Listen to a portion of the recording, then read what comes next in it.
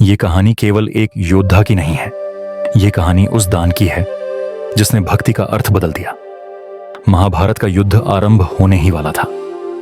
धरती पर धर्म और अधर्म की सबसे बड़ी लड़ाई होने वाली थी। उसी समय एक ऐसा वीर था जिसकी शक्ति असाधारण थी। उसका नाम था बर्बरीक।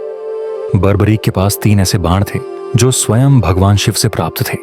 एक बाण शत्रुओं को चिन्हित करता, दूसरा बाण उनका संहार करता और तीसरा बाण पहले बाण को वापस ले आता। इसका अर्थ था युद्ध में उसका पराजित होना असंभव था। लेकिन बर्बरीक का एक वचन था, जो पक्ष कमजोर होगा मैं उसी का साथ दूंगा। जब श्री कृष्ण ने यह सुना तो वे समझ गए कि यदि बर्बरीक युद्ध में उतरा तो यह युद्ध कभी समाप्त नहीं होगा। कृष्ण ब्राह्मण का वेश धारण कर बर्बरीक के पास पहुंचे। उन्होंने पूछा, वीर, तुम कितनी शक्ति रखते हो? बर्बरीक ने विनम्रता से कहा, हे ब्राह्मण, मेरे पास 3 बाण हैं और यही पर्याप्त हैं। तब श्री कृष्ण ने उसे परीक्षा में डाला। उन्होंने कहा, यदि तुम इतने शक्तिशाली हो तो क्या इन 3 बाणों से इस वृक्ष के सभी पत्तों को भेद सकते हो? क्षण भर में बर्बरीक ने बाण छोड़ा।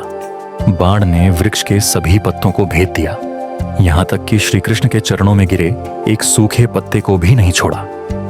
यह देखकर श्री कृष्ण मुस्कुराए। वे समझ गए यह शक्ति युद्ध को नहीं, पूरी सृष्टि को बदल सकती है।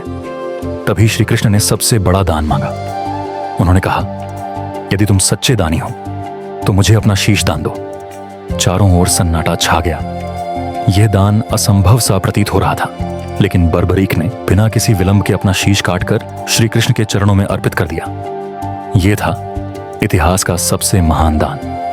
श्री कृष्ण की आंखें भर आईं। उन्होंने कहा, हे वीर, तुमने ऐसा दान दिया है जिसे युगों तक याद किया जाएगा। कृष्ण ने बर्बरीक को वरदान दिया, कलयुग में तुम मेरे नाम से पूजे जाओगे। जो भी तुम्हें पुकारेगा तुम उसका सहारा बनोगे। हारा हुआ व्यक्ति भी तुम्हारे चरणों में आकर फिर से खड़ा हो सकेगा।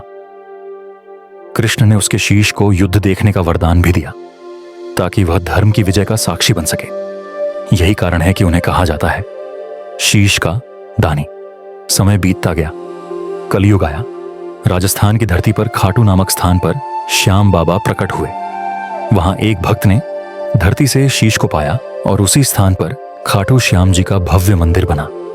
आज भी जब भक्त श्याम बाबा को पुकारते हैं तो चमत्कार होते हैं।